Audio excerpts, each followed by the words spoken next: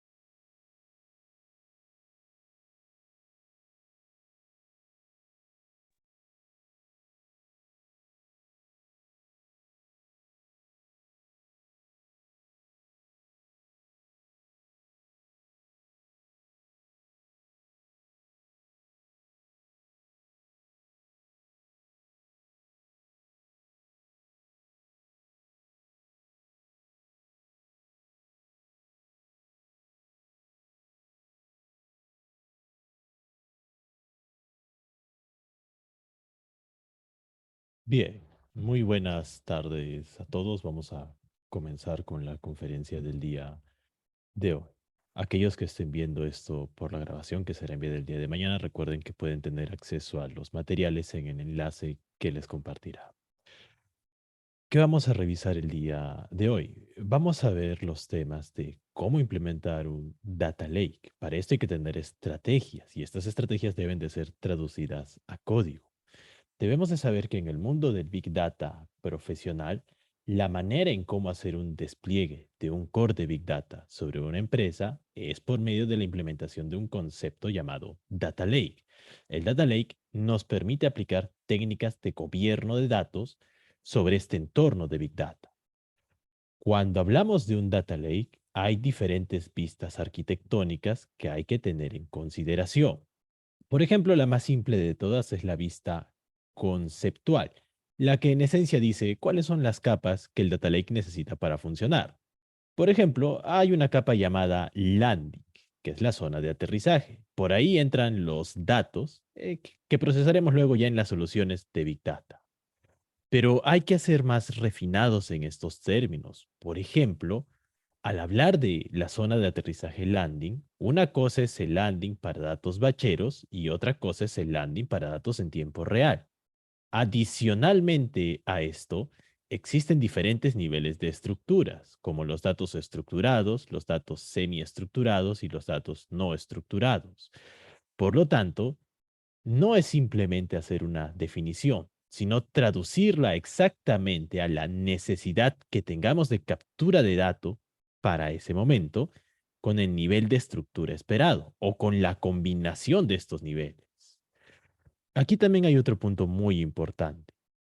Así como el concepto de data lake nos permite tener una buena definición de, en este caso, por ejemplo, ingestar y capturar los datos, la siguiente pregunta es, de acuerdo, ya tenemos la estrategia que define cómo vamos a capturar los datos. Quizá vamos a hacer una captura de datos bachera para datos semiestructurados, por ejemplo.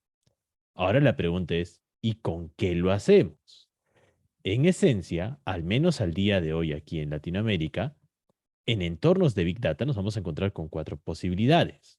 Podemos tener un entorno on-premise, es decir, dentro de las mismas oficinas de la empresa, habrá algún lugar reservado en donde estarán los racks de servidores y ahí habrán decenas y decenas de servidores y la propia empresa tendrá que darle mantenimiento, o sea, un despliegue on-premise.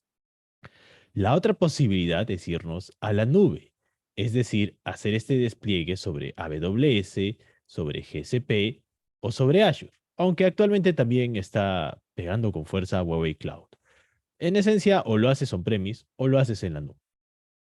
Pero al momento de hacer un despliegue, sea on-premise o sea en la nube, hay que saber que la infraestructura debe de separarse siempre en dos partes: infraestructura de almacenamiento e infraestructura de procesamiento. Son infraestructuras diferentes con objetivos diferentes.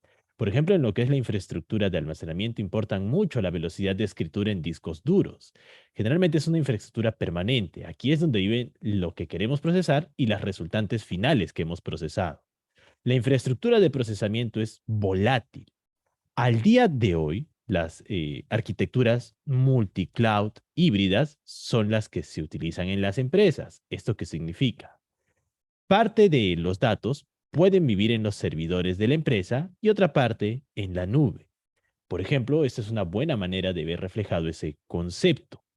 Físicamente, los datos podrían vivir en la empresa. Tendríamos un repositorio de almacenamiento, probablemente en HDFS o en algún sistema de archivos distribuidos de Big Data. Y la infraestructura de procesamiento viviría en la nube. De esa manera seríamos elásticos. Es decir, el día de hoy necesitamos un clúster de 200 gigas de RAM para procesar. Bien, por una hora levantamos ese clúster, hacemos lo que tengamos que hacer, terminamos de hacer y destruimos la infraestructura. Quizá el día de mañana hay una necesidad de procesar 10 veces más esta información. De acuerdo, entonces el día de hoy necesitamos 2000 gigas de RAM, así que por una hora alquilaremos infraestructura mucho más grande. La infraestructura de procesamiento procesa las entradas, hace lo que tenga que hacer, que puede ser desde un reporte hasta una red neuronal, y almacena la resultante final en la infraestructura de almacenamiento, y esta infraestructura se destruye, y solamente pagamos por lo que hemos usado. A esto, por ejemplo, se le conoce como el patrón de diseño de separar la infraestructura de almacenamiento de la de procesamiento. Vean entonces que al hablar del concepto de Data Lake, hay muchos aspectos, digamos que son muy conceptuales, que serían muy interesantes analizarlos, pero lo importante aquí es ver cómo hacemos esa traducción técnica, cómo lo llevamos a algo en concreto que pueda ser desplegado y que funcione. Es imposible en estos 45 minutos que tenemos ver toda la estrategia de detalle, cómo se implementa, todos los patrones de diseño. Y bueno, realmente, literalmente eso podría ser 90 horas de un curso. Así que vamos a enfocarnos en la parte de más alto nivel, la parte más superficial, para entender bien cuál es la estrategia y cuáles son las recomendaciones de implementación. Aquí, ¿qué es lo que vamos a pintar? Acá, por ejemplo, les he puesto un resumen de, vean cómo de solamente una definición conceptual podemos partir y hacer más profunda esta definición. Bueno, vamos a ver otros conceptos adicionales. Vamos a profundizar también en ellos, aunque no vamos a dar tanto detalle técnico, ya que, bueno, literalmente se convertirá en un curso de hasta 90 horas. Para aquellos que no me conozcan, yo soy Alonso Melgarejo, tengo 12 años de experiencia empresarial en el mundo de las tecnologías de información, de los cuales 8 me he dedicado exclusivamente al mundo del Big Data, el Cloud Computing y de Machine Learning. También en la parte académica me dedico mucho a la investigación de computación cuántica y soy asesor en temas de tesis relacionados a analítica. Lo que vamos a ver de aquí en adelante está muy enfocado en la parte empresarial, no tanto en la parte académica de investigación. La diferencia entre los conceptos empresariales y los conceptos académicos son que los conceptos empresariales ya han demostrado que sí pueden aplicarse a casos concretos y solucionan ciertos tipos de problemas. En cambio, los conceptos académicos todavía están refinándose y están en evolución. Es decir, puede que en un futuro se utilicen en la empresa, como que puede que los resultados de esas investigaciones académicas no sean los esperados. Este debe ser el primer punto importante al considerar la implementación de un data lake. Solamente hay que basarnos en estándares empresariales, es decir, que en la industria en donde nosotros nos encontremos, estos estándares previamente ya se hayan demostrado que sí funciona. Por ejemplo, vamos a ver en unos momentos lo que es la estrategia de implementación de captura e ingesta de datos en tiempo real. Ya hay todo un estándar arquitectónico para esto que luego tiene que traducirse a código sobre un motor como Spark. Este estándar ya está garantizado que desde que lo implementemos va a funcionar. Por lo tanto, debemos de basarnos en ese estándar para hacer la implementación y no rehacer una implementación desde cero.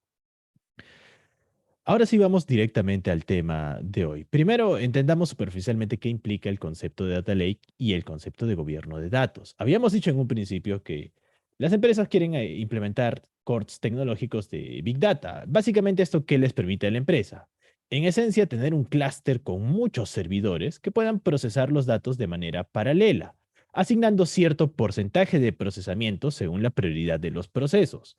Por ejemplo, digamos que el día de hoy viene un archivo de 50 gigas a procesar y cada uno de estos servidores tienen 100 gigas de RAM. No es necesario usar el 100% de la potencia del clúster, que en este caso sería 1000 gigas de RAM. De hecho, con usar solamente un servidor sería suficiente, ya que tiene 100 gigas, puede procesar esos 50 gigas de datos. Si el día de mañana, por ejemplo, vienen 500 gigas de datos a ser procesados, lo más probable es que debamos de reservar el 50% de la potencia de este clúster. La ventaja de las tecnologías de Big Data es que permite a los desarrolladores reservar fácilmente esa potencia. El propio clúster verá ya de qué servidores saca ese 50% de la potencia del clúster, esos 500 gigas de RAM para que tú puedas procesar tus datos. Tú como desarrollador simplemente le dices, oye, pues dame 500 gigas de RAM. El propio clúster verá de dónde saca esos 500 gigas de RAM, los sacará de los servidores, tomará el proceso y los ejecutará en esos servidores. En esencia, esa es la ventaja que tienen las tecnologías de Big Data. Pero aquí hay un problema. Cuando llevamos este concepto en implementación dentro de una empresa, debemos de saber que dentro, pues, ya hay sistemas legados que tiene la empresa, ya hay reglas de gobierno de datos que tiene la empresa, ya hay infraestructura desplegada a la cual va a tener que conectarse esta nueva infraestructura para mandarle los datos a procesar. Entonces, no es tan simple como montar un clúster y empezar a programar. Hay que saber cómo integrar este entorno dentro de la empresa. Entonces, cuando queramos hacer una implementación profesional de un core de Big Data en la empresa que nos permita tener mucha potencia computacional, nuestro punto de partida siempre va a ser el concepto del Data Lake. El Data Lake nos permitirá gobernar esa infraestructura, los procesos y los datos que vivan dentro. Clásicamente, un data lake tiene 4 capas, una conocida como landing temp y otra conocida como landing. Aquí es donde colocamos los datos que queremos procesar. Cada una de estas capas, en esencia, puede verse como una base de datos. Por ejemplo, digamos que parte de un proyecto que tiene la empresa es, vamos a procesar los archivos de transacciones que vienen en una base de datos Oracle, el archivo de personas que viene en una base de datos MySQL y el archivo de empresas que viene de, qué sé yo, un mainframe de Code. Entonces, tenemos 3 entidades que vienen de 3 fuentes de datos diferentes. Para poder usar un motor de Big Data, tenemos que hacer que esas 3 entidades vivan dentro del entorno Data Lake. Eso se traduce a subir esas 3 entidades a una base de datos conocida como landing temp. Los datos en Oracle viven binarizados. En MySQL también viven binarizados. Es un binario ya propio de MySQL. En COBOL también viven en un tercer binario diferente. No podemos cruzar datos que están en binarios que no pueden hablar entre sí. Así que, ¿qué es lo primero que tenemos que hacer?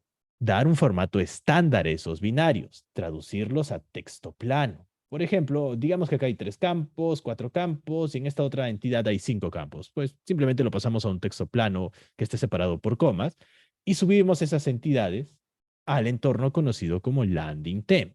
Ese va a ser nuestro punto de partida. ¿Por qué tenemos que convertir los archivos de sus binarios originales a texto plano? Esto es porque los entornos de Big Data, en esencia, soportan también binarios de rápido procesamiento, pero no son los binarios de entornos clásicos. Por ejemplo, hay binarios como ORC, Parquet, Abro, Delta. Digamos que son formatos de archivos binarios que solo funcionan en entornos de Big Data. Vamos a utilizar estos binarios que son mucho mejores que los textos planos. Pero ¿por qué inicialmente capturamos la data en texto plano? Porque las fuentes de datos están en un binario de Oracle, un binario de MySQL, un binario de COBOL. Entonces el entorno de Big Data no lo va a entender. cómo convertir un binario de MySQL a un Parquet, o cómo convertir un binario de COBOL a Abro, que son formatos de Big Data. Ahí es donde vienen los problemas. Entonces, para no complicarnos, bien, lo pasamos a texto plano y lo subimos al entorno de Big Data.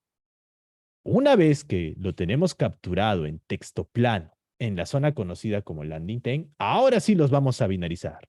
Dentro de los entornos de Big Data existen diferentes herramientas de binarización, en donde básicamente tomamos un archivo que está en texto plano y le decimos, oye, la entidad transacciones que tiene 100 millones de registros, ahora vamos a convertirla en otro archivo que también va a tener los 100 millones de registros, pero va a ser un archivo binarizado de rápido procesamiento. Por ejemplo, en Parquet, o en Abro, o en Delta, o en ORC. La información es la misma. Lo que ganamos al binarizar es que ahora este archivo se va a procesar rápidamente. Los archivos binarizados viven en una zona conocida como landing. Entonces, tenemos landing time para captura de datos en texto plano y landing para binarizarlos en algún formato de rápido procesamiento. En esencia, existen 4 formatos: ORC, Parquet, Abro y Delta. ¿Cuál nos conviene al momento de hacer una binarización? Aquí la respuesta es muy relativa, pero como en un data lake todas estas definiciones ya están dadas, el formato que deberemos de usar es el Abro.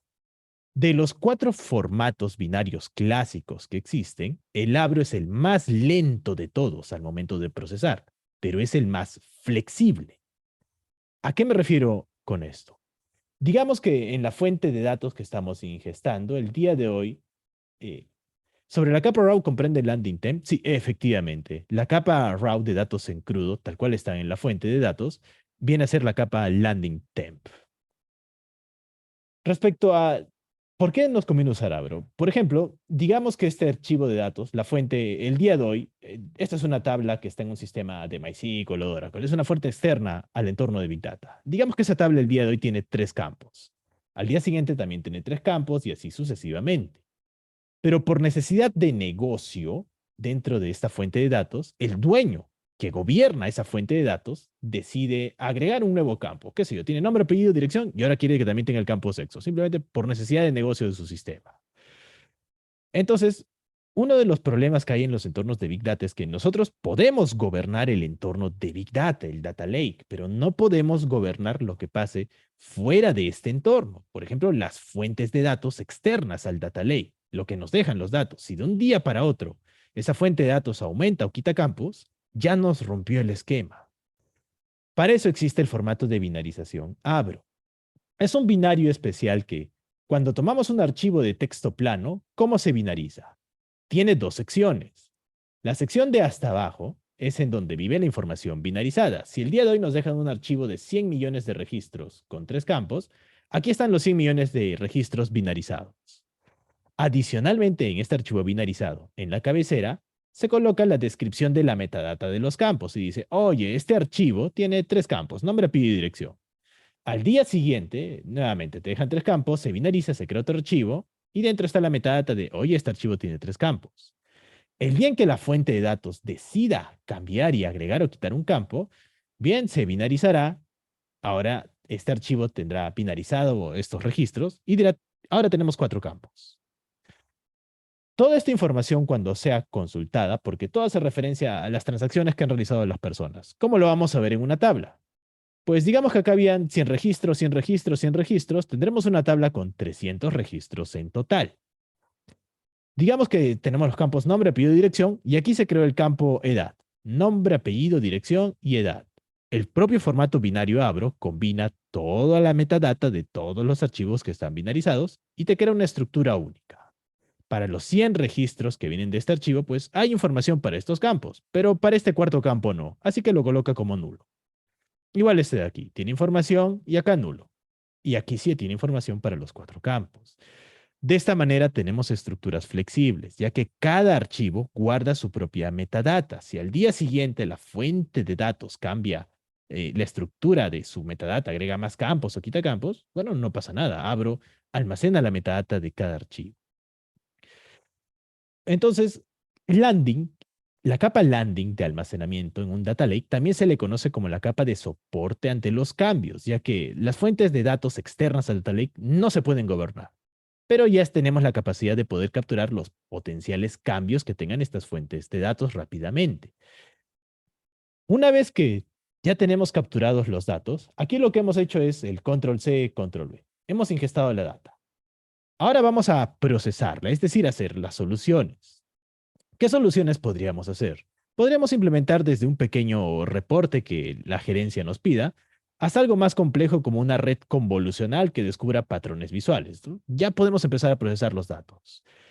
Pero como sabemos, las fuentes de datos siempre van a tener errores. Hay que definir reglas de calidad que limpien esas fuentes de datos y dejen los datos listos para ser procesados.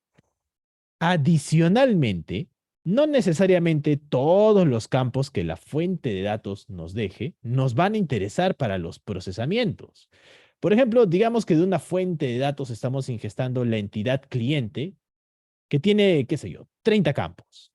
Pero para los procesos que vamos a hacer en el entorno de Big Data, pues no necesitamos esos 30 campos. Simplemente necesitamos 3 de ellos. Entonces, para eso existe la capa Universal. En la capa Universal, para cada entidad que estamos ingestando, debemos de implementar dos cosas. Una de ellas son las reglas de calidad. Es decir, por ejemplo, ¿no? Las edades tienen que ser mayores a 0, no pueden haber estaturas mayores a 3 metros, los montos tienen que ser mayores o iguales a ceros, qué sé yo. Todo lo que el negocio entienda como registros limpios. Entonces, digamos que aquí aterrizaron, tenemos una tabla con 100 millones de registros. Pasa por la cajita de regla de calidad y de esos 100 millones de registros, pues 90 millones cumplieron las reglas de calidad y otros 10 millones pues simplemente se reyectaron y no cumplieron las reglas. Por lo tanto, ya tenemos una manera de medir el porcentaje de calidad de cada entidad. Como pasaron 90 millones de 100 millones de registros, la entidad cliente tiene un 90% de calidad. ¿Por qué es necesario tener este numerito? Esto es para que el negocio tenga un umbral de decisión de si la entidad puede entrar a las soluciones. Es decir, oye, queremos hacer un proyecto de reportería para pintar datos y tener gráficos interesantes. De acuerdo, eso es un SQL. Básicamente es lanzar un query en SQL o en Python y listo, ya tenemos la solución. Entonces, técnicamente es fácil de hacer. Pero los datos que estamos procesando, ¿tienen calidad de datos? ¿Sí o no? Y si sí la tienen, ¿cuál es ese grado de calidad? ¿Tienen un 20% de calidad? ¿Un 90% de calidad? Justamente para eso está la capa Universal. La implementación de las reglas de calidad permiten que solamente los registros que cumplan esas reglas pasen y nos dan un factor que sería el ratio de la calidad de la entidad. Entonces puede ser que, mira, negocio dice, ok, hay un 90% de calidad para esta entidad, de acuerdo, hagan la solución, hay buena calidad en los datos. Como que puede ser lo contrario, puede ser que solamente el 50% de los datos pasen para esa entidad. Y negocio te dice, oye, no, aquí hay un problema. No podemos procesar esta data para la solución. Todavía hay problemas probablemente en la fuente de datos, así que vamos a solucionar lo que pasa en la fuente de datos, a corregir eso. Y ahora sí, cuando se aumente el grado de calidad, ya hacemos la verdadera solución que necesitamos.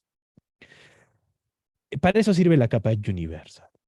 Dentro de la capa Universal solamente existen registros que hayan pasado estas reglas de calidad. Una vez que terminemos de poblar el Data Lake, esto es lo que se conoce como un proyecto de poblado, es decir, capturar los datos hasta la capa Universal y quedarnos con los registros dentro de las entidades que cumplan las reglas de calidad. Ya podemos hacer las soluciones. Eso se hace en una tercera capa, cuarta capa conocida como Smart.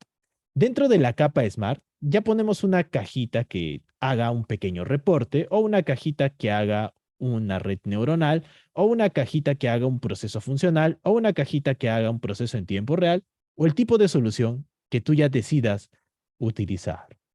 Este es el último paso dentro de un data lake, hacer ya la solución. Entonces vean que un data lake ya nos da un punto de partida para ordenarnos al momento de implementar soluciones. Y ya tenemos un punto en donde capturamos los datos que nos da la fuente, los binarizamos de manera flexible para soportar cambios de la fuente de datos, los limpiamos para medir el ratio de calidad y hacemos el procesamiento ya de la solución. Ahora vamos a ver algunos detalles técnicos que hay detrás de todo este flujo. Por ejemplo, Acá podemos ver la arquitectura conceptual de un data lake. Ya sabemos que en Landing 10 aterrizan los datos, pero también hay que saber que existen diferentes niveles de estructuras. No solamente hay datos estructurados, también hay datos semiestructurados y no estructurados. Pero independientemente de si la data es estructurada, semiestructurada o no estructurada, el flujo de procesamiento va a ser el mismo. En unos momentos vamos a dar más detalle de qué implican los datos semiestructurados y no estructurados. Deberemos de moverlos a landing y luego deberán de ser limpiados en Universal. Pero aquí hay algo que agregar. En el caso de los datos semiestructurados y los datos no estructurados, por ejemplo, los datos semiestructurados pueden ser archivos JSON o archivos XML, o los datos no estructurados, que pueden ser archivos de imágenes, de videos, documentos Word, PDFs. Lo que debemos hacer es estructurar esa información. Por ejemplo, hay técnicas de modelamiento para estructurar datos semiestructurados y convertirlos en varias tablas de base de datos. Lo mismo pasa con las imágenes o con los videos. Hay técnicas de modelamiento para convertir estos formatos de archivos también en información estructurada, aunque en este caso no se llaman tablas de datos. Esto, por ejemplo, recibe un término técnico llamado tensores. Lo importante es que en la capa universal los datos deben de vivir de manera estructurada. No debe haber ni data semiestructurada y no estructurada. ¿A qué se debe esto? La capa universal también se le conoce como la capa de modelamiento. Dentro de una empresa existen los equipos de modeladores. Estas personas definen qué tablas necesita la empresa para hacer sus soluciones. Por ejemplo, una cosa es un banco y otra cosa es una farmacéutica y otra cosa es un supermercado. Cada tipo de empresa necesita diferentes tipos de tablas. Todos, por ejemplo, pueden tener la tabla cliente, pero la forma en cómo una farmacéutica entiende un cliente es muy diferente a la forma en cómo un banco entiende a la entidad cliente. Los campos son diferentes. Los equipos de modeladores en una empresa definen qué campo se necesita para cada entidad que la empresa necesita para funcionar. Eso vive en la capa universal. Los equipos de modeladores solamente hacen definiciones de datos estructurados. Quizá la información de los clientes vive en archivos JSON o no XML. Eso es independiente. El modelamiento de los datos siempre es estructurado. Por eso la capa universal debe de ser estructurada. Además, tener datos estructurados nos facilita en la implementación de soluciones.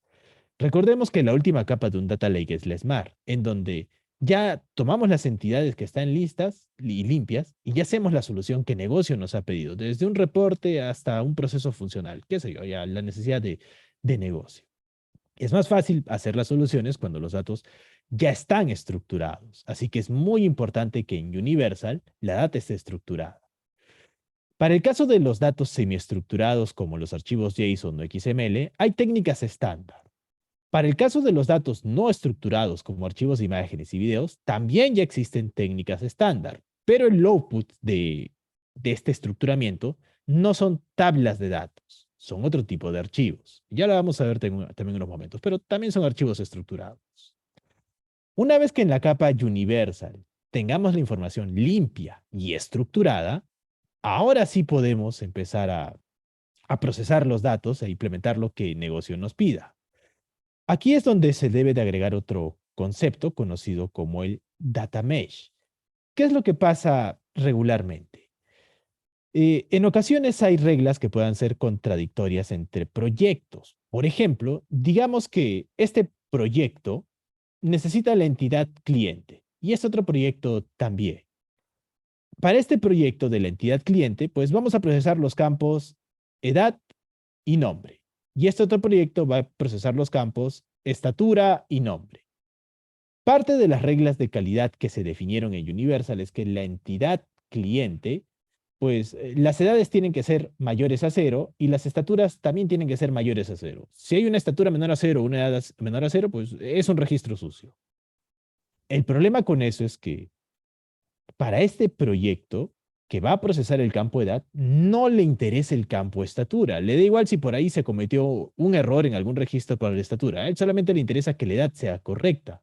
Pero aquí ya filtramos esos registros que tenían una estatura incorrecta, pero una edad correcta. Y por lo tanto, pues esta solución no le interesaba filtrar y limpiar el campo de estatura. Entonces, tiene menos registros a procesar. Igual aquí, a él le importaban las estaturas, pero porque había algunos registros con la edad equivocada, también se filtraron y tiene menos registros. Entonces, aquí es donde vienen los problemas. Por eso es que al día de hoy lo que se recomienda es colocar reglas de limpieza genéricas dentro de esta capa. Por ejemplo, no pueden haber registros con todos los campos nulos. O no pueden haber identificadores repetidos. Los identificadores deben de ser únicos. Digamos que son reglas de calidad genéricas que deben de cumplirse para cualquier proyecto, ¿no? Los identificadores únicos no rompen la tercera forma normal, por ejemplo. Eh, ya cuando tengamos reglas de limpiezas propias del proyecto, se implementa un data mesh. ¿A qué me refiero con esto? Aquí está la entidad cliente, también vamos a necesitar la entidad empresa, la entidad transacción. Tomamos todas esas entidades, las copiamos a una base de datos del proyecto y ahí aplicamos las técnicas de limpieza. En este caso, por ejemplo, en este proyecto, solamente le interesa que para la entidad cliente las edades sean mayores a 0. Le da igual la estatura. Entonces, tomará los registros que cumplan esa condición. Aquí, en este otro caso, por ejemplo, esta cajita dirá, a mí solamente me interesa que para la entidad cliente la estatura sea mayor a 0. Entonces, aplicará solo esa condición. Las resultantes de esas reglas de calidad se almacenan en una base de datos que es propia del proyecto, conocida como un data mesh. Una vez que el proyecto ya tiene los registros limpios con las propias reglas de calidad de ese proyecto, ahora sí se implementa la cajita de la solución, que puede ser algo tan simple como un reporte o algo tan complejo como una red convolucional o una red neuronal. Y ya tenemos la solución resultante. Vean entonces que hay más aspectos técnicos que se deben de agregar a la definición de un data lake. Se debe de llegar a este nivel para tener esa buena definición. Y aquí es donde empiezan a venir algunos problemas. Digamos que conceptualmente ya se entendió. En la vida real esto se traduce a tener reuniones con las personas de negocio, hacer entender qué implica la implementación de Data Lake y cuál va a ser el punto de partida. Aquí lo único que tenemos es este punto de partida, pero ahora hagamos una traducción a algo concreto. ¿Y en qué ecosistema vamos a trabajar? Digamos que esto es lo primero que deberíamos hacer antes de implementar. Al día de hoy, un ecosistema estándar de Hadoop es el estándar para los entornos de Big Data. Pero por supuesto, también hay ecosistemas propietarios como el de AWS, de Azure, el de GCP o el de Huawei Cloud. Lo importante es que las técnicas de definición de una estrategia para un data lake deben de ser agnósticas a dónde se implemente el data lake. Es decir, que si el día de hoy estamos trabajando en un data lake en un entorno en Hadoop y el día de mañana queremos migrar a un entorno de AWS o integrar un entorno multicloud para un data lake multicloud, pues las estrategias van a ser las mismas. La estrategia tiene que ser agnóstica al entorno en donde tú estés desplegando. También considera que en un futuro tú puedas cambiar de empresa en donde actualmente estás trabajando. Quizá el día de hoy tu data lake esté en AWS y el día de mañana te vas a una empresa en donde esté en Azure. Por lo tanto, tienes que estar en la capacidad técnica de saber cómo definir, de traducir tu estrategia a diferentes ecosistemas. Aquí hay una consulta sobre Data Mesh. ¿Qué bibliografía recomienda? Hay un libro llamado Hadoop Fundamentals, que es la versión 2021, donde actualizan más conceptos sobre Data Mesh. Voy a compartírselos también en la bibliografía que les van a mandar el día de mañana con los materiales. Entonces, bien, al final esto se traduce a en qué ecosistema vamos a trabajar. Ahora que entendemos lo más básico de lo que es un data lake, vamos a ver cuáles son las diferentes estrategias que deberás de seguir ya para hacer la construcción del data lake. Por ejemplo, la estrategia de poblado. Ya deberíamos estar en la capacidad técnica de poder entender. Aquí hay que aclarar que existen dos tipos de fuentes de datos según la velocidad de captura. Están las fuentes bacheras y las fuentes en tiempo real. Por ejemplo, digamos que estás procesando datos de Visa y el servidor de Visa te dice lo siguiente: mira, yo al final del día te voy a dejar un archivo de datos con todas las transacciones que se hayan realizado ese día. Te lo voy a dejar a las 11 de la noche. Bien, entonces cada vez, todos los días a las 11 de la noche se nos deja el archivo de datos en un servidor y desde ahí se dispara el evento de captura de datos. La otra posibilidad es que, por ejemplo, vamos a hacer un proyecto que haga analítica de sentimientos sobre los comentarios que dejan las personas en las redes sociales. Entonces ahí en tiempo real podemos capturar el comentario que se haya generado y también disparar todo el evento de captura de datos. Es decir, podemos tener una ingesta batchera o una ingesta en tiempo real. Eso ya depende de la necesidad que tenga el negocio. Lo importante es que, ¿y dónde escribimos esos datos? Hay que tener dos tipos de herramientas de almacenamiento de datos, los de alta latencia y los de baja latencia. Dependiendo de la velocidad, iremos a una herramienta o a otra. ¿Qué es esto de alta latencia? Desde un punto de vista de almacenamiento, esto lo puedes ver como sinónimo de batch, es decir, un repositorio de alta latencia espera que se escriban datos de forma batchera, con cierta periodicidad cada día. Ejemplos de esto es, por ejemplo, el HDFS, que es el sistema de archivos de Hadoop, o el S3, que es el sistema de archivos de AWS, o el GS de Google, que es el sistema de archivos de Google, o el WASBS, que es el sistema de archivos de Azure. Son sistemas de almacenamiento de alta latencia. Esperan que eventos bacheros escriban periódicamente archivos sobre ellos. También necesitamos un entorno de almacenamiento de baja latencia, es decir, para poder soportar la ingesta de datos en tiempo real.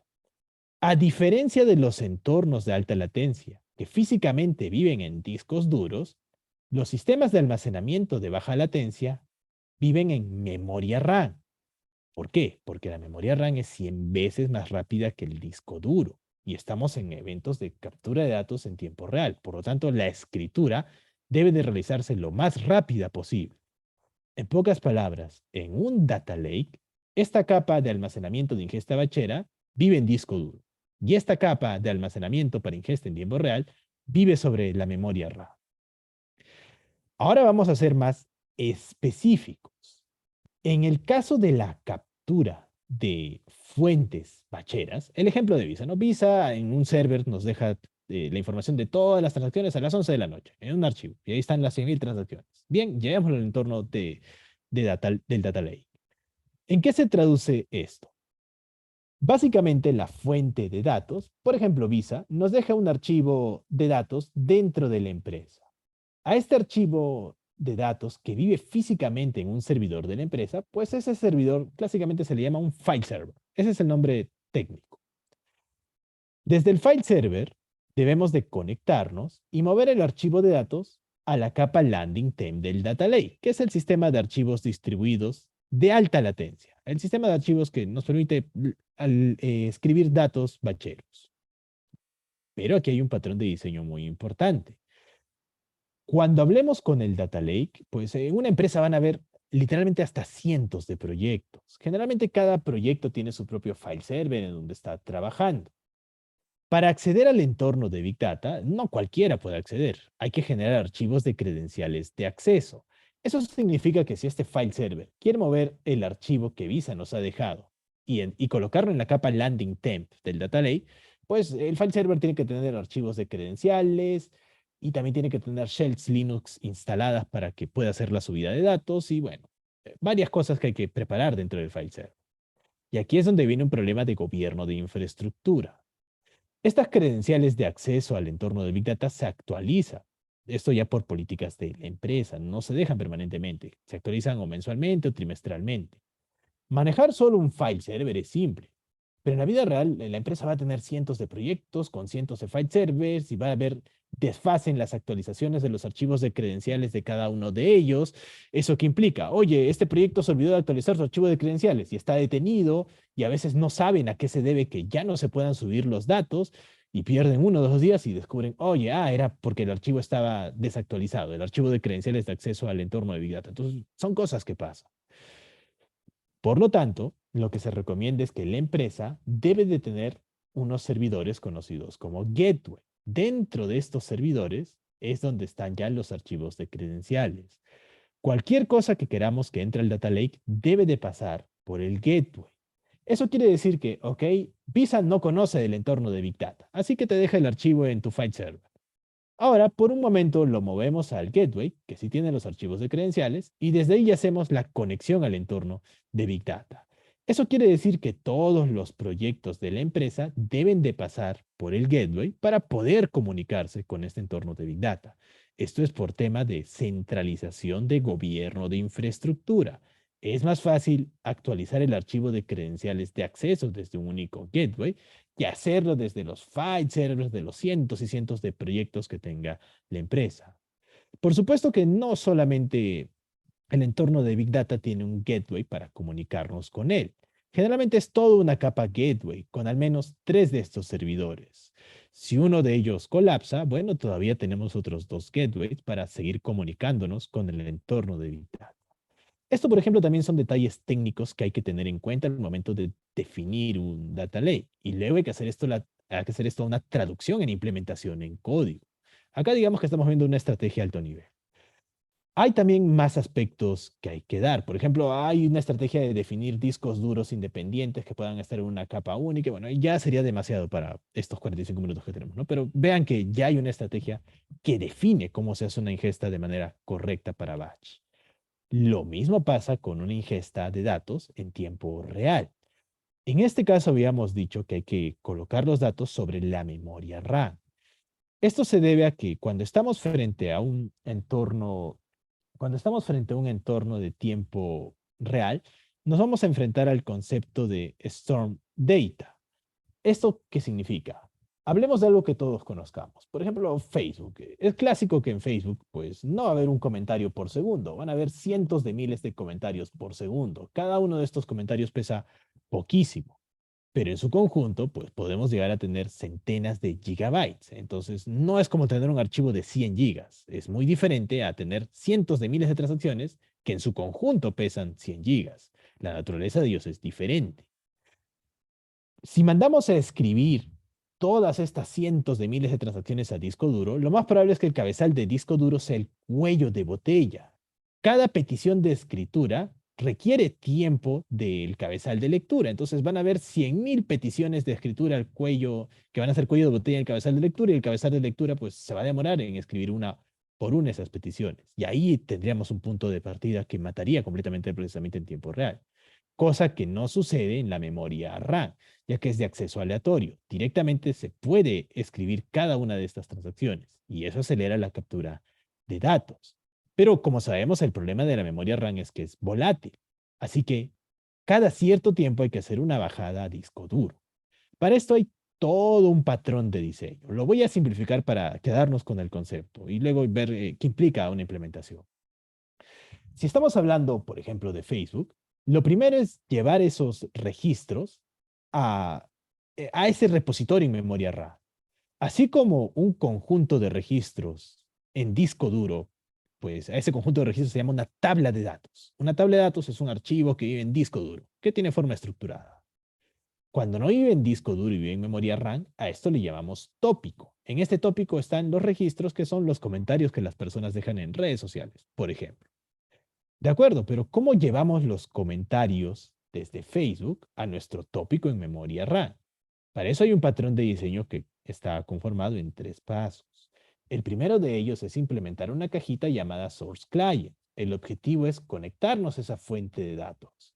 Si esto fuese Facebook, aquí tendríamos que hacer esta conexión con el API Graph de Facebook, que es el conector oficial.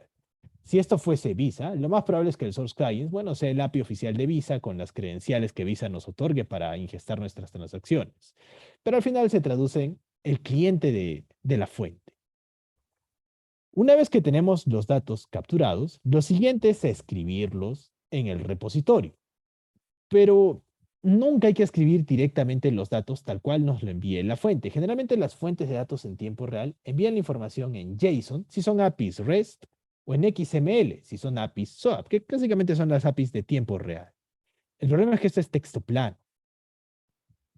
Vamos a binarizar la información. La información que nos entregue la fuente de datos, quién sabe en qué formato esté.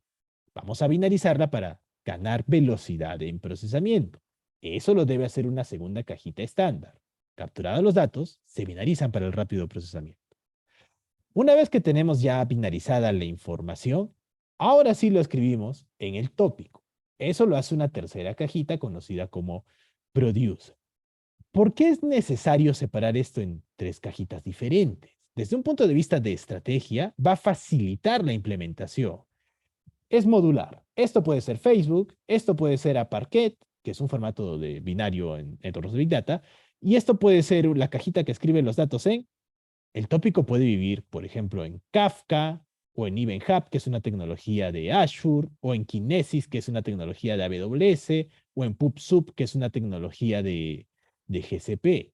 Entonces, dependiendo del entorno en donde tú estés, quizá esta cajita el día de hoy sea un Kinesis, quizá el día de mañana sea un Kafka, que quién sabe, ¿no? Pero desde un punto de vista de estrategia ya está bien definido qué se va a implementar. Ya después nos preocupamos con qué herramienta lo vamos a implementar. Una vez que tenemos los datos escritos en memoria RAM, hay que entender que aquí, por ejemplo, viene una estrategia de definición de infraestructura. Siempre son dos infraestructuras diferentes en tiempo real. Una en donde vive el entorno de Data Lake, que vimos hace un momento, ¿no? Donde está la capa Landing Time, Landing, Universal y Smart, en donde los datos de batch también se escriben. Pero al hablar de tiempo real, tenemos que tener una infraestructura que esté orientada solo a la captura de datos en tiempo real. El objetivo de este mini cluster es solamente hacer el control C, control V binarizado y escribirlo en la memoria RAM. Y luego ya lo llevamos al verdadero clúster. Para eso tenemos que implementar una cuarta cajita conocida como consumer. El objetivo del consumer es conectarnos cada cierto tiempo a los tópicos en memoria RAM y escribirlos en disco duro ya en el data lake, en la zona de landing T. Por ejemplo, podemos escribirlo cada segundo. Generalmente el evento puede dispararse cada segundo, ¿no? Entonces, digamos que por segundo lleven 100.000 registros. Ya los tenemos capturado aquí. Cada segundo disparamos el evento para sacar todo lo que ha llovido en ese segundo y bajarlo en un archivo en disco duro. Y de esa manera hemos capturado los datos en tiempo real. ¿Quién define cada cuánto bajar la información al data lake? Esto ya lo define negocio. El, el término tiempo real es muy relativo. Negocio puede entender tiempo real como un segundo, o puede entenderlo como un minuto, o puede entenderlo como 10 minutos. Por ejemplo, en los tipos de negocio, que es la predicción del precio de las acciones, eso se dispara cada minuto o cada hora, dependiendo de la acción que se esté analizando en la bolsa de valores. Pero ahí se entiende tiempo real como un minuto o una hora, por ejemplo. Ahora, en segundos, digamos que estamos haciendo un sistema de recomendaciones en redes sociales para detectar qué hablan nuestros clientes y recomendarle en ese momento de lo que está hablando el cliente. Entonces, pues podemos hacer una ventana de tiempo de 10 segundos para capturar el evento, pasarlo a un modelo analítico, obtener una respuesta y enviar una notificación al celular, ¿no? 10, 15 segundos, ahí es aceptable ese término, esa implementación de tiempo real. Por lo tanto, ¿qué significa tiempo real? Eso lo define cada proyecto, ya va en función de cada necesidad. Pero vean que gracias a esta estrategia, nuevamente, ya tenemos un punto de partida para hacer esta implementación. Esto es lo básico. Sin esto, pues estaríamos pensando, oye, ¿cómo hacemos? Ya no, ya tenemos el punto de partida. Ah, por cierto, estas son arquitecturas generales. A eso se le llama como un arquetipo de arquitectura. Luego, dependiendo de la realidad de cada empresa, se pueden agregar o quitar cosas. Pero vean que este ya es el punto de partida para ponerlo en la mesa y empezar a hablar con todas las personas de negocio. Realmente hay más cosas técnicas de las que podríamos hablar, pero bueno, ya se extendería demasiado. Hasta aquí lo que hemos hecho es capturar los datos, sean bacheros o sean en tiempo real. Ya los tenemos en el data lake. Ahora vamos a procesarlos.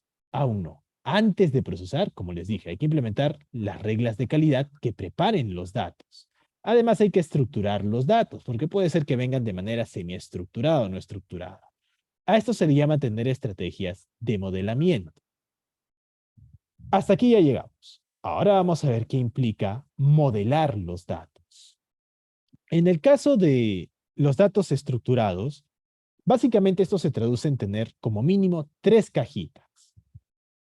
Yo les dije que el equipo de modeladores define qué campos necesitamos para que la empresa funcione.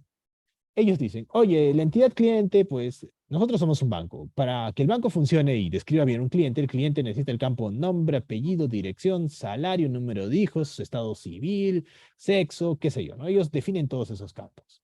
Para una farmacéutica o un supermercado, pues serán otros campos. Ya depende de cada tipo de industria. Esa es la cajita Select. Ahí se implementa, oye, pues de la fuente de datos nos puede entregar muchísimos campos, pero el modelador dice, para este negocio solo necesitamos estos campos. Bien, eso es una cajita Select. Una vez que ya tenemos los campos, lo siguiente es, oye, y hay que tener bien bien definidos el esquema de metadatos, el diccionario de datos de la empresa. Por ejemplo, la edad tiene que ser un número entero que pertenece a, qué sé yo, a cierto rango que la empresa defina.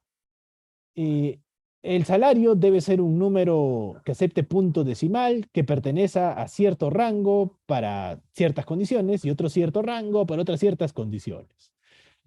Todo esto también lo define el equipo de modelador, el equipo de modeladores de la empresa. Luego hay que hacer una traducción técnica. Desde un punto de vista técnico, eso es básicamente una cajita que implementa procesos de casteo de datos. Un proceso de casteo de datos es básicamente definir el tipo de dato del campo y el rango en el que debe de encontrarse ese campo para que se considere como un registro correcto. Una vez que tenemos esa cajita de casteo, lo siguiente es implementar la cajita de reglas de calidad. Por ejemplo, aquí podemos definir, mira, la cajita de casteo simplemente define esto debe ser un entero que debe estar en este rango. No necesariamente todos los registros que la fuente de datos nos entregue van a cumplir esas condiciones. La cajita de calidad verifica qué registros cumplen esas condiciones y cuáles no. Los que cumplen van a la capa universal.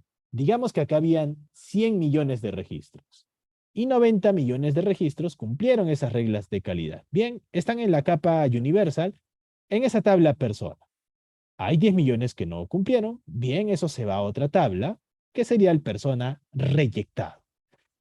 ¿Esto qué significa? En la capa universal debemos de tener como mínimo 2 tablas por entidad, una con los registros correctos y otra con los registros incorrectos. Esto nos ayuda por 2 razones. Primero, para medir el grado de calidad que tengamos en las tablas. Es cierto que existen cosas más complejas, como por ejemplo,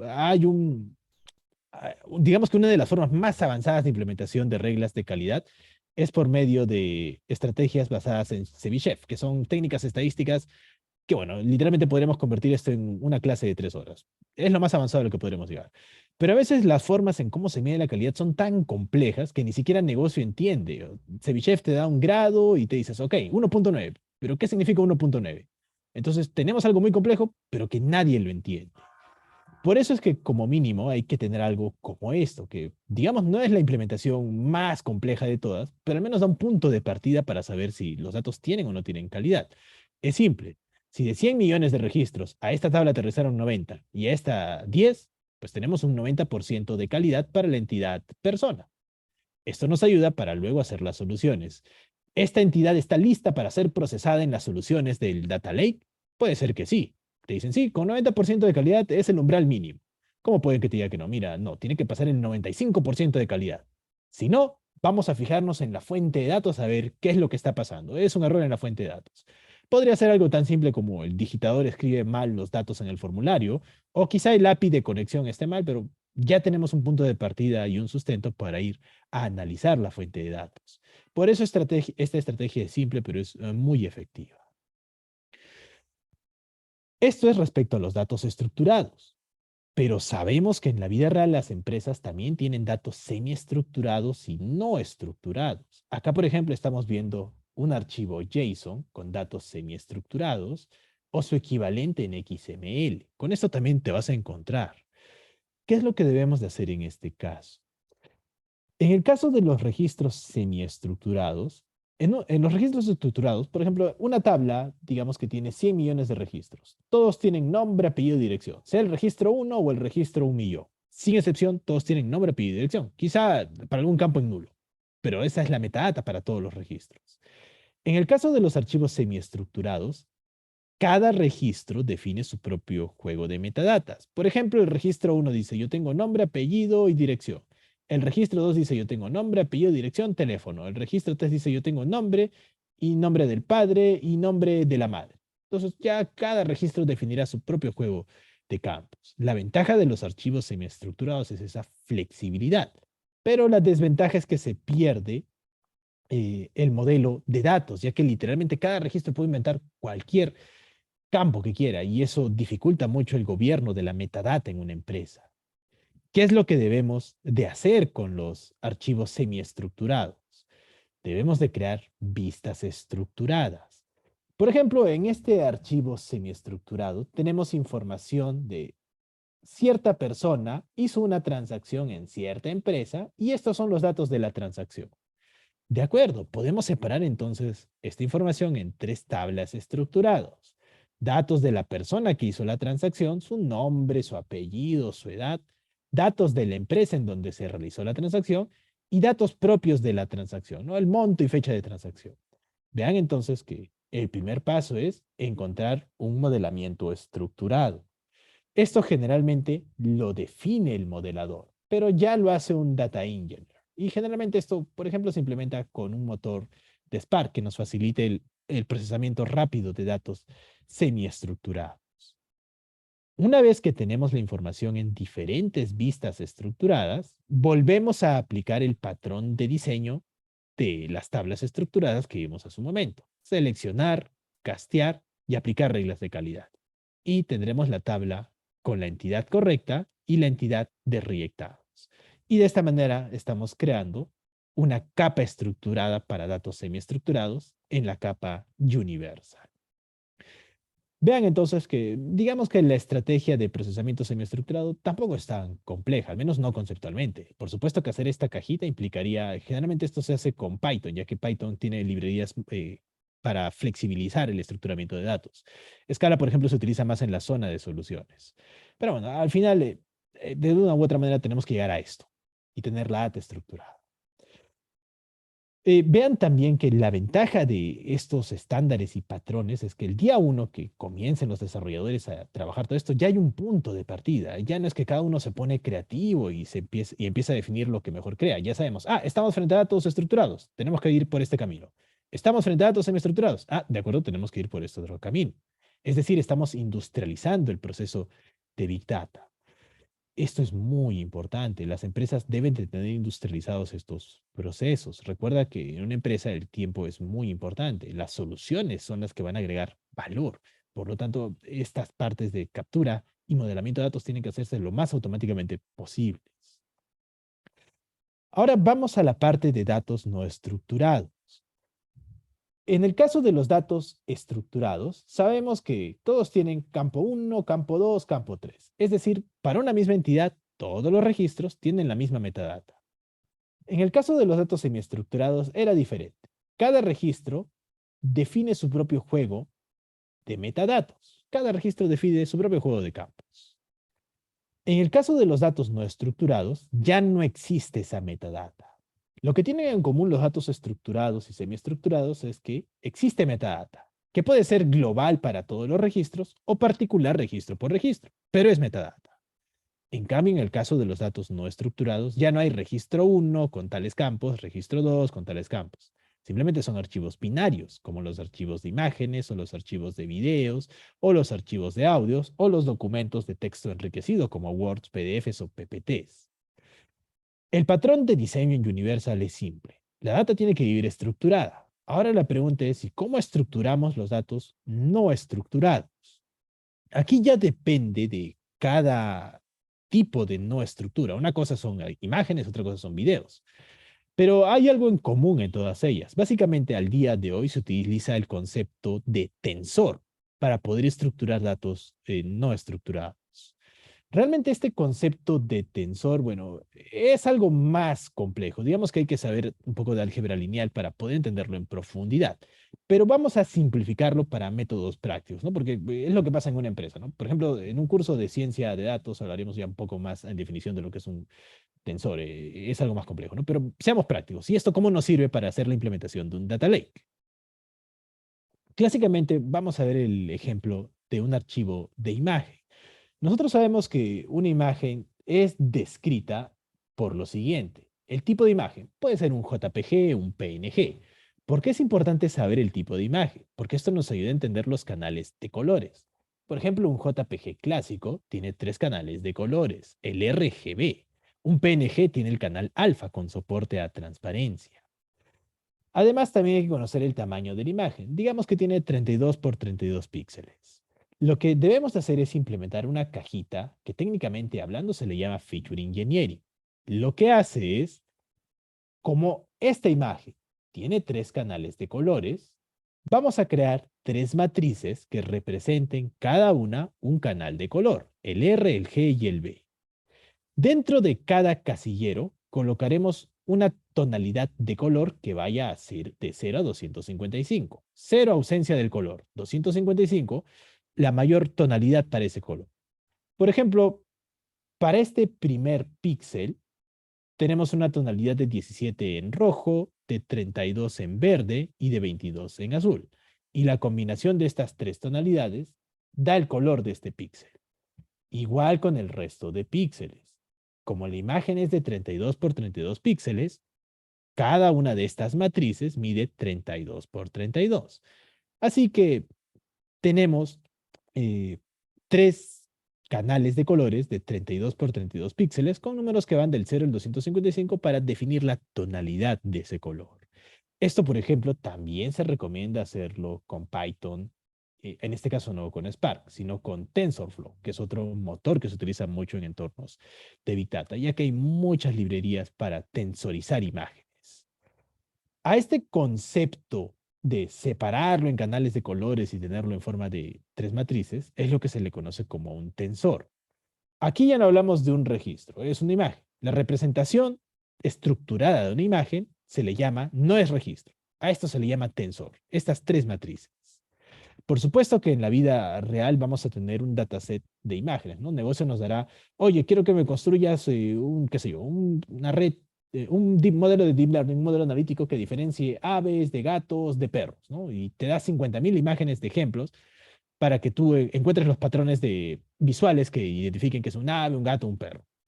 Lo primero es, bien, hay que tensorizar las imágenes. Aquí, por ejemplo, está el ave, aquí está el gato, el perro y así sucesivamente, las 50.000 imágenes. Y luego esto hay que volcarlo en un archivo tensorial para que físicamente viva en la capa universal.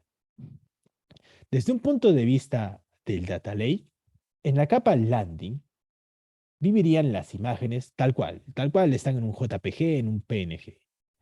Ahora hacemos el feature engineering, es decir, encontrar la representación tensorial.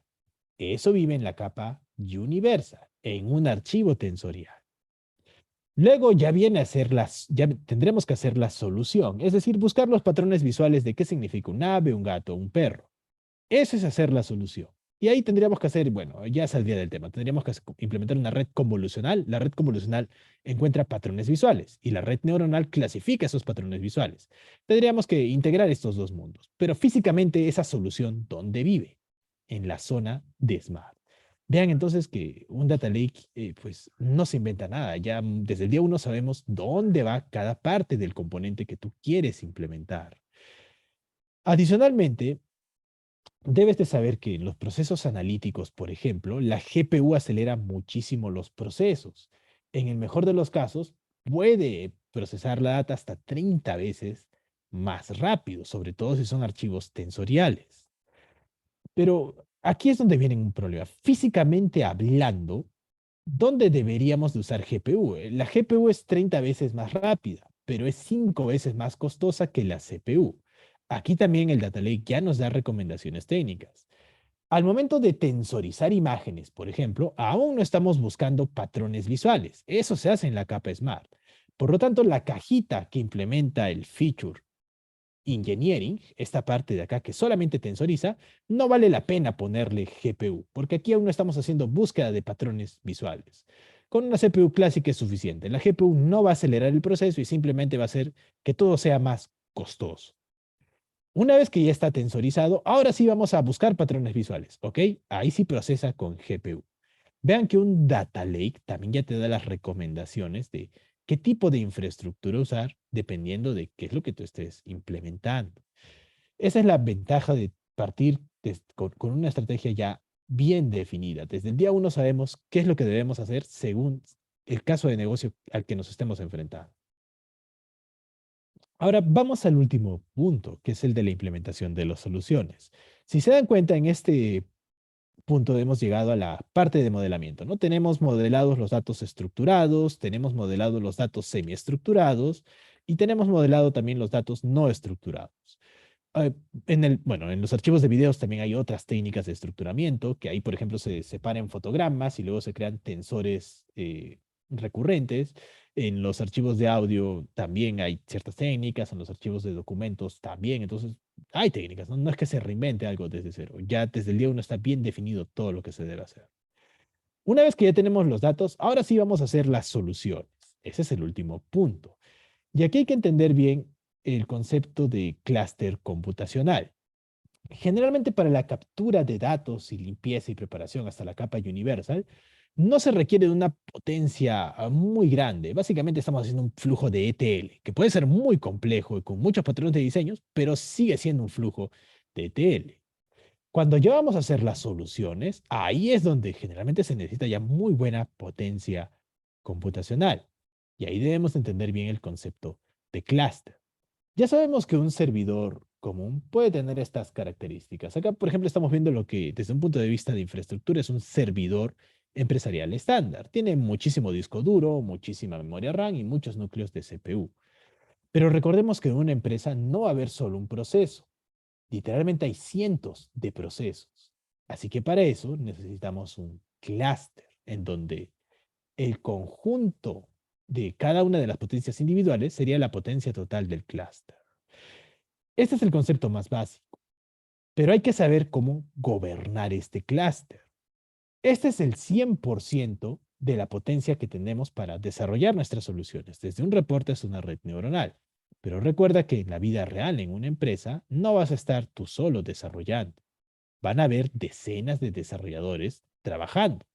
Uno solo no se puede tomar ese 100% de la potencia del clúster, porque si no deja sin potencia a los otros desarrolladores. Otro punto que hay que solucionar aquí es, ¿y con qué programamos? ¿Con qué implementamos todas nuestras soluciones? Hay que saber que esto se divide en dos partes, el motor de procesamiento y el lenguaje de programación. Por ejemplo, el motor de procesamiento genérico que utilizan los clusters para poder paralelizar tus procesos en un servidor, en 2 servidores o en 20 servidores, lo que tú necesites. Clásicamente al día de hoy se utiliza el motor de Spark. Antes se utilizaba MapReduce, pero les estoy hablando de hace 7 años. Actualmente ya está en desuso y Spark lo ha reemplazado. Pero eso no significa que Spark sea el único motor. Spark, digamos que es el motor de uso genérico. Sí o sí un clúster de Big Data que tenga la empresa, sí o sí debe de tener Spark. Pero digamos que quieres hacer algo muy particular, implementar un modelo de Deep Learning para descubrir patrones visuales. Ok, para eso tenemos un mejor motor, TensorFlow. Digamos que por otro lado quieres hacer clusterización de segmentos de clientes. De acuerdo, scikit-learn tiene muy buenas librerías para eso. Digamos que quieres integrar modelos de redes neuronales con modelos de redes convolucionales, con modelos de redes recurrentes y quieres integrar varios procesos analíticos en un pipeline que vaya uno detrás de otro. De acuerdo, para eso Keras nos va a ayudar. Todos estos motores pueden funcionar sobre entornos de Big Data, es decir, en un clúster que pueda tener 10 o 20 servidores. ¿Y cómo nos comunicamos con ellos? ¿Cómo programamos? Ninguno de estos motores viene a crear un nuevo lenguaje de programación. Para eso podemos usar los lenguajes de programación clásicos. El lenguaje de programación no va a ejecutar ni una sola línea de código.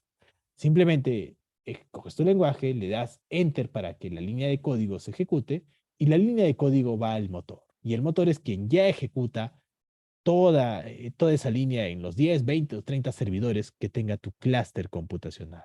De esta manera puedes seguir usando el lenguaje de programación que a ti más te guste sobre motores que paralelicen el comando que te envíes en el entorno de Big Data. De todos estos, ¿cuál es el mejor lenguaje de programación? La respuesta es que no hay ningún mejor lenguaje de programación, depende del caso. Por ejemplo, si solamente estamos procesando datos estructurados, SQL sería la mejor elección.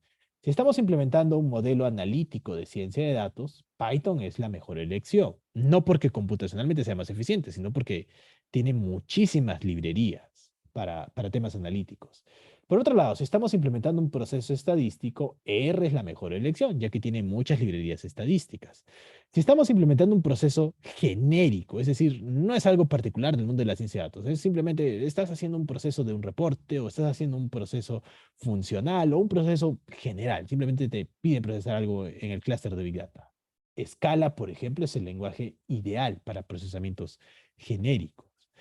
Ahora, digamos que quieres llevar al límite el uso del clúster y poder tunearlo hasta el más bajo nivel para sacar el mayor provecho a toda esa potencia del clúster.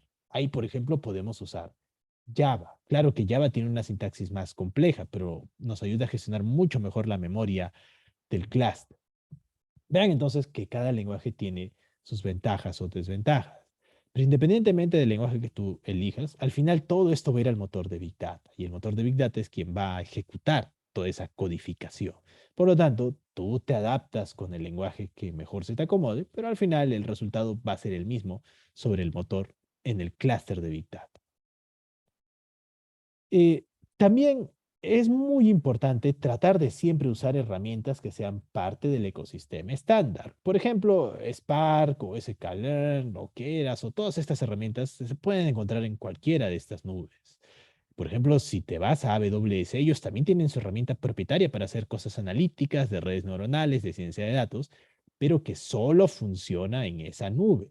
Si te llevas ese código a otra nube, pues ahí no funciona.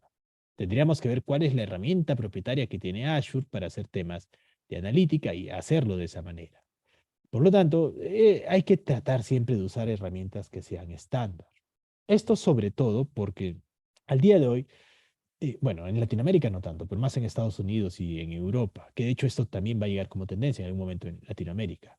Las empresas, ¿qué es lo que hacían antiguamente? Se amarraban, digamos, a solo una nube y solo trabajaban con esa nube y todo su ecosistema vivía en esa nube. Al día de hoy ya no es así. La estrategia es multicloud. Cada área de la empresa decide con qué nube puede trabajar. Por supuesto que el repositorio de Data Lake está en una sola nube, pero recordemos que la infraestructura de procesamiento es volátil, es decir, leemos desde Azure, el Data Lake está en AWS, usamos la herramienta propietaria de Azure para construir el modelo de Deep Learning, tenemos la resultante y guardamos esa resultante en el Data Lake que vive en AWS y destruimos el clúster que creamos en Azure. Eso al día de hoy es lo que se estila eh, en temas de desarrollo a nivel empresarial. Bueno, al menos en Estados Unidos y en Europa. Aquí en Latinoamérica, lamentablemente, aún no llegamos a ese nivel, pero en algún momento pasará. Así que hay que ir preparándonos para eso. Entonces, si trabajamos con herramientas estándar, pues la integración de nuestros desarrollos en diferentes ecosistemas va a ser mucho más fácil. Aquí el punto importante es que siempre que usemos alguna herramienta de Big Data, hay que saber si es estándar. ¿Qué significa que sea estándar? Que esté disponible en todas las nubes. Si la respuesta es sí, perfecto, vamos a usarlo. Si la respuesta es no, vamos a ver si vale la pena usarlo, porque a veces las herramientas propietarias también te venden maravillas, ¿no? Te dicen, oye, yo te puedo facilitar la construcción de redes neuronales fácilmente, ¿no? Pero hay que saber cómo usarla y el equipo de desarrollo para saber cómo se utiliza la herramienta le va a tomar meses. En cambio, si nos basamos en un estándar, pues desde el día uno ya podemos desarrollar. Entonces, siempre hay que ver si realmente esto va a acelerar el desarrollo, si realmente los desarrolladores van a estar en la capacidad de aprenderla a usar rápidamente y poder acelerar realmente el desarrollo. Acá les estoy pintando algunas de las herramientas que hay en cada una de las nubes. Este es el estándar desde un punto de vista de Big Data. Y esta es la implementación propietaria que tiene cada una de las nubes. Ninguna de estas herramientas realmente es mejor que otras. En esencia, todas hacen lo mismo. Tenemos un sistema de archivos en donde va a vivir el data lake, tenemos una interfaz SQL para procesamientos estructurados, tenemos herramientas ETL que nos permiten dibujar flujos que vayan desde Landing hasta Universal y Smart. Tenemos una capa de soluciones que básicamente es un motor, son los motores de Spark, de TensorFlow, de Keras, que nos permiten codificar con el lenguaje de programación que más nos guste. Y tenemos herramientas de orquestación para poder crear mallas de procesos, ¿no? Definimos cuáles son los pasos de procesamiento y luego hay que decir, oye, tiene que dispararse todos los días a las 8 de la noche, de lunes a miércoles, qué sé yo. Por supuesto que hay muchísimas otras herramientas. Eh, si esto fuese, por ejemplo, un curso de Big Data, pues a detalle 3 horas para ver cada una de estas herramientas para cada nube. Pero lo importante es que ya existen. Dependiendo del ecosistema en donde tú te ubiques, deberemos de, como mínimo, saber manejar estas estos 5 tipos de herramientas. Dónde se guarda, cómo se procesa de manera estructurada, cómo se dibujan flujos de procesamiento, cómo se implementan soluciones con lenguajes de programación y cómo se orquesta. Eso es lo mínimo que la empresa debe de conocer para empezar a hacer desarrollos. Menos que eso, pues aún no tendríamos el conocimiento técnico. Otro punto importante es que si estamos en la nube, podemos implementar el concepto de elasticidad. Por ejemplo, digamos que el día de hoy nos dejan un archivo de 100 gigas de datos y por medio de técnicas de tuning, que bueno, ya sería muy complejo verlas en este momento, literalmente sería toda una clase, pero digamos que llegamos a la conclusión de que con 6 servidores podemos procesar 100 gigas de datos en una hora. Ahora digamos que al día siguiente viene negocio y te deja un archivo de 200 gigas de datos. Ok, pues con esta misma potencia pasará a 2 horas porque tenemos el doble de información, entonces se va a demorar el doble del tiempo en una misma infraestructura.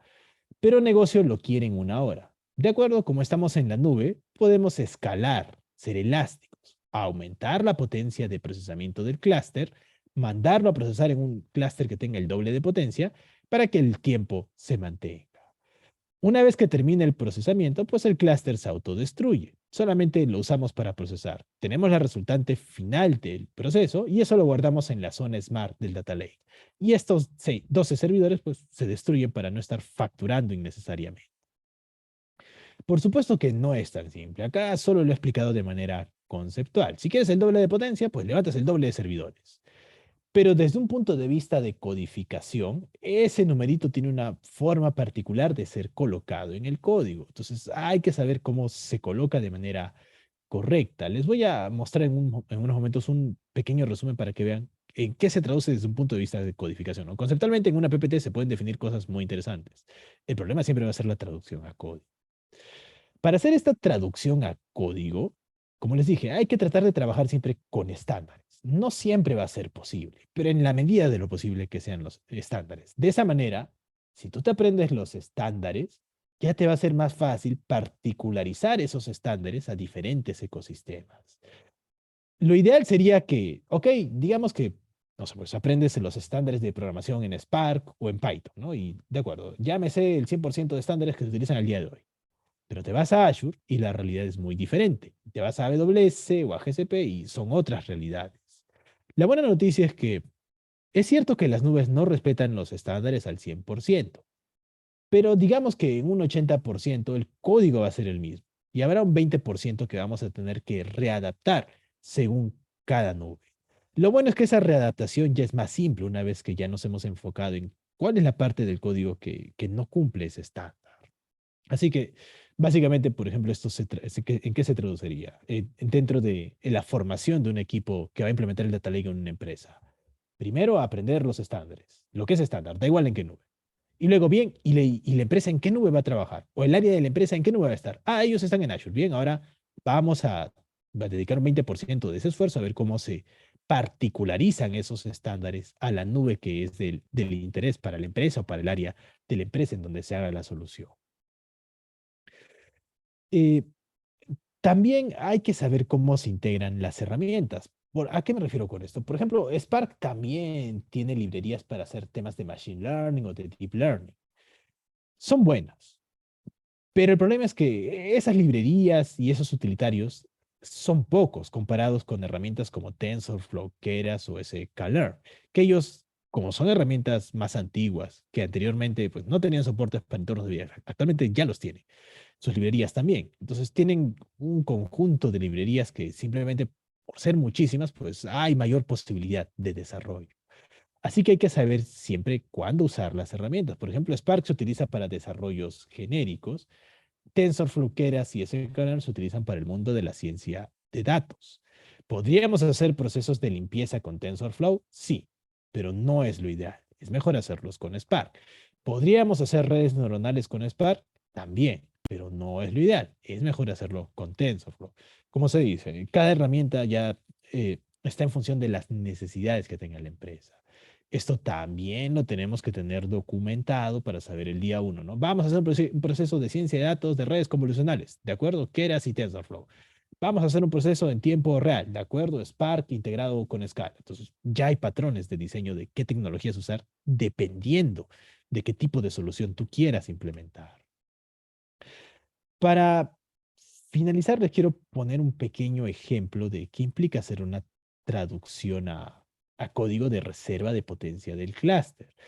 Yo les había dicho que acá, por ejemplo, tenemos el 100% de la potencia de un clúster, pero no, ese 100% no está disponible para todos los desarrolladores. Por ejemplo, él podrá tomar un 10%, él quizá un 20%, dependiendo de qué es lo que esté haciendo, ¿no? Quizá él solo está haciendo un flujo de ETL, entonces no necesita tanta potencia. Quizá él está haciendo un reporte, él está haciendo una red neuronal y él sí necesite más potencia. Hay que saber entonces, esto es lo que se llama en un data lake la estrategia de gobierno de recursos. Y puede parecer algo obvio, pero no lo es. Al menos aquí en Latinoamérica, en todas las empresas en las que yo he estado, al menos en un principio, ninguna tenía esta estrategia de gobierno de recursos. ¿A qué me refiero? Esto mide la capacidad que tenemos para usar el clúster. Siempre hay que tener un número que mida las cosas, si no, pues simplemente no se puede medir. Por ejemplo, digamos que vamos a tener procesos que usen el 5% de la potencia del clúster. ¿Cuántos procesos concurrentes podemos tener? Pues está clarísimo que son 20, porque 100% entre 5% son 20 procesos. Si cada uno de estos procesos utiliza el 5% de la potencia del clúster, pues podemos tener hasta 20 procesos concurrentes. Eso se traduce a que si tú tienes un equipo de 20 desarrolladores, todos trabajando simultáneamente en el clúster, ¿cuánto le corresponde de potencia del clúster a cada uno? Pues el 5%, porque si no se van a interrumpir entre ellos.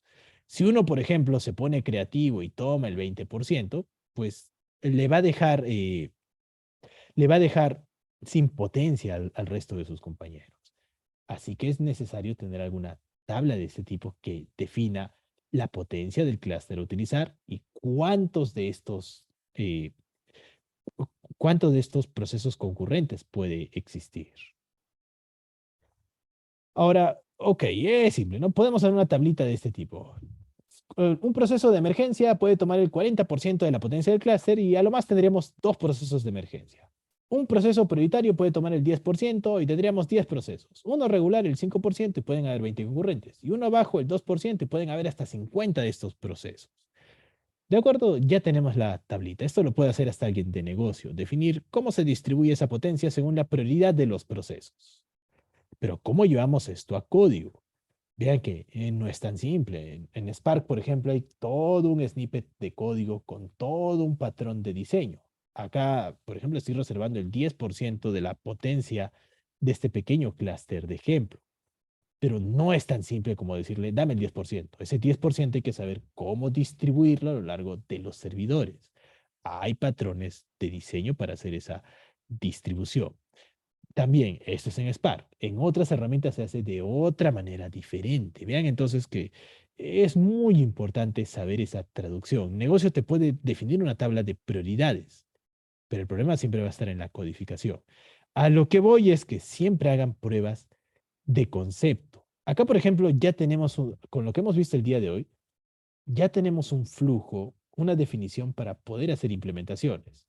Aquí capturamos datos en texto plano. Aquí los binarizamos en un formato flexible.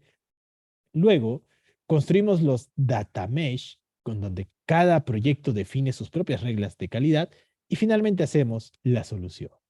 Desde un punto de vista de estrategia, bien, ya tenemos la estrategia de alto nivel definida. También el día de hoy hemos visto en los diagramas que esa estrategia tiene detalles muy particulares. Y también hemos visto que eso debe de traducirse a código.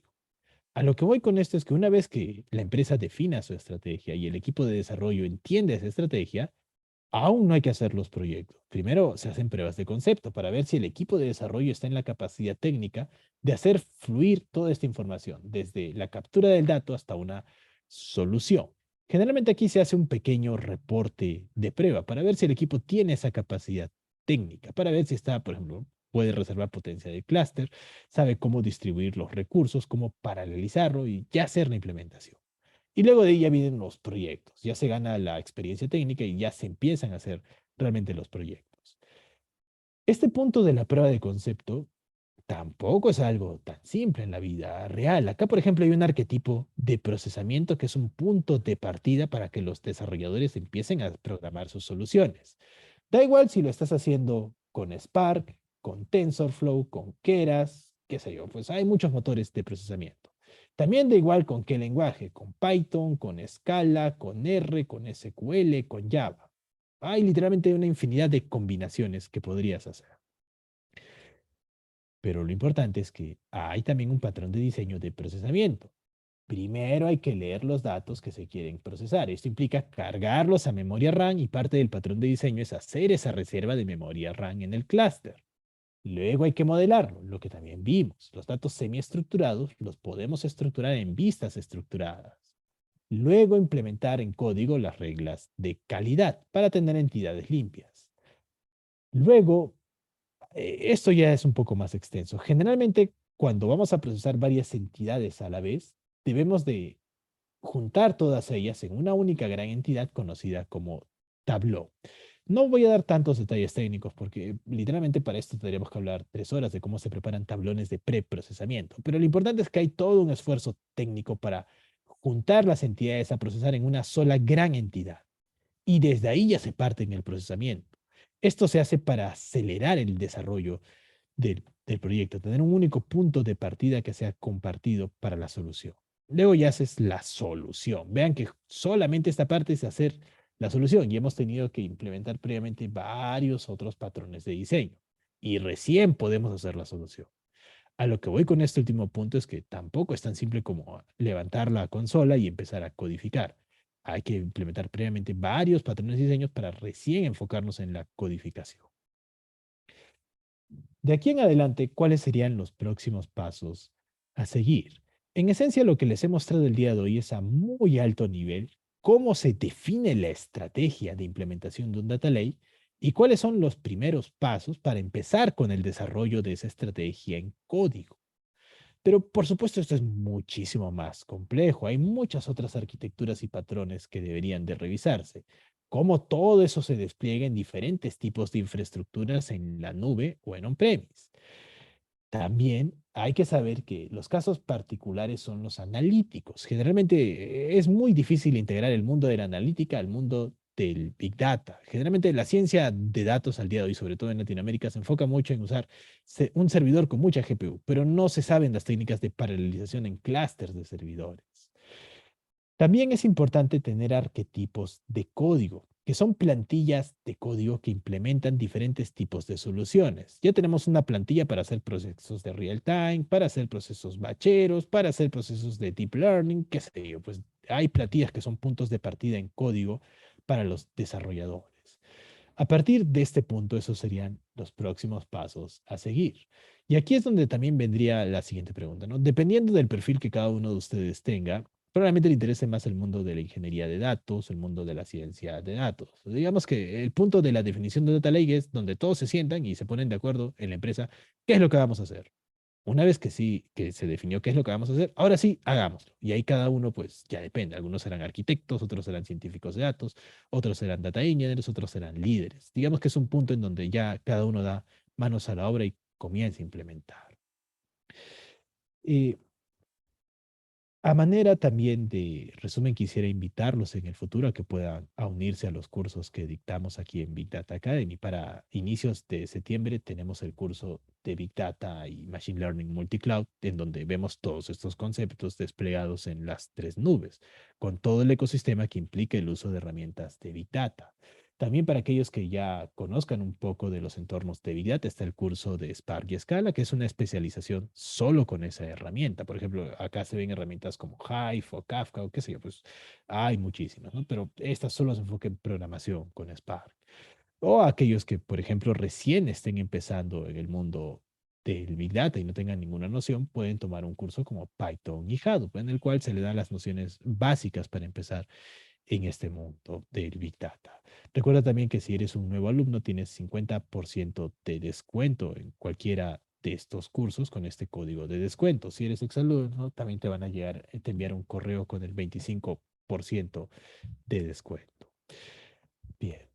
Espero que con esto les haya podido aterrizar de una mejor manera qué implica hacer un data lake en un entorno real. Antes de cerrar la presentación del día de hoy. Aquellos que están viendo esto por grabación, los materiales también se les van a enviar el día de mañana en el correo, así que no se preocupen. Antes de cerrar la presentación del día de hoy, debo preguntar por favor si hay alguna consulta. Pueden activar su micrófono o escribirla en el chat.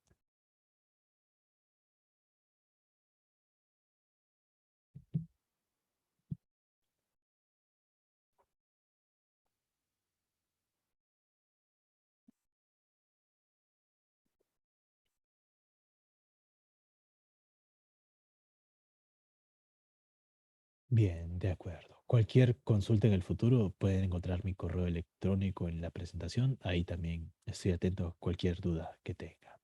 Damos por cerrada la sesión del día de hoy. Quiero agradecerles a todos por haber participado. Muchas gracias.